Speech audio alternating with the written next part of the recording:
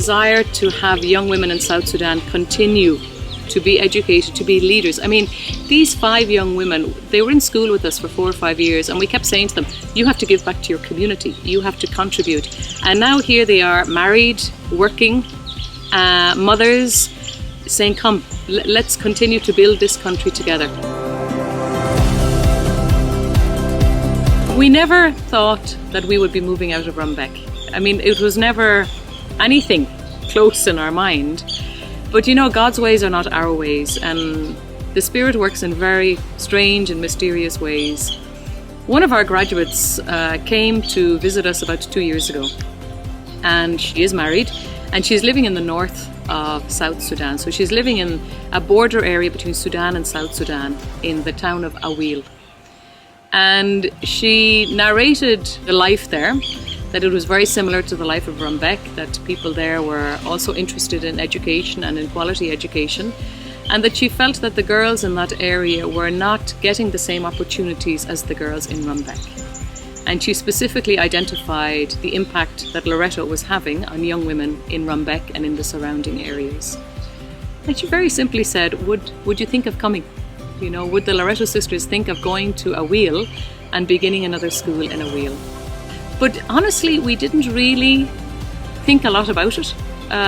We told her, look, a process like that is very long and very complicated, and we can't make that decision. And if she's really interested, you know, she'd want to talk to other people and, you know, develop the idea a bit more or whatever. And we thought that was it. 6 months later, she came back.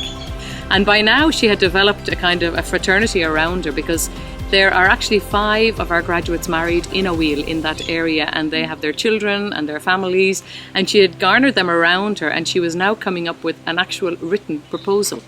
Would this be something that the Loreto sisters would be interested in?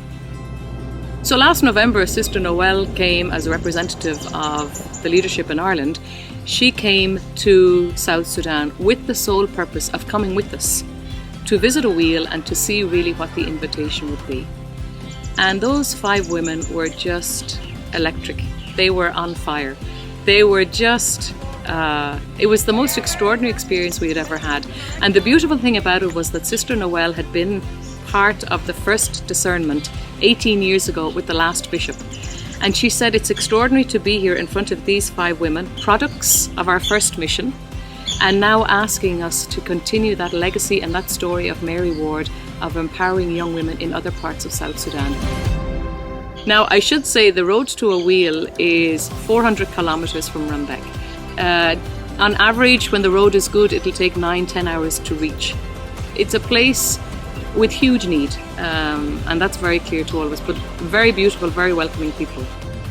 And now we're at the stage of where we're saying, okay, now we are confirming the land with the government, the architect is there, but we do believe that this is something we need to do, we want to do, and that we are called to do, which has really been the dream for all of us from the very beginning, that young women would continue to empower, to develop, and to help to raise up this country. It's beautiful, and we're very proud to be part of this. But we continue to pray, we continue to hope, to desire that people may join hands with us, and a lot of that is going to be financial, because we're going to need a lot of support financially in order for this project to take off. And hopefully people will also feel that spirit of movement and will also join us so that we can also do this.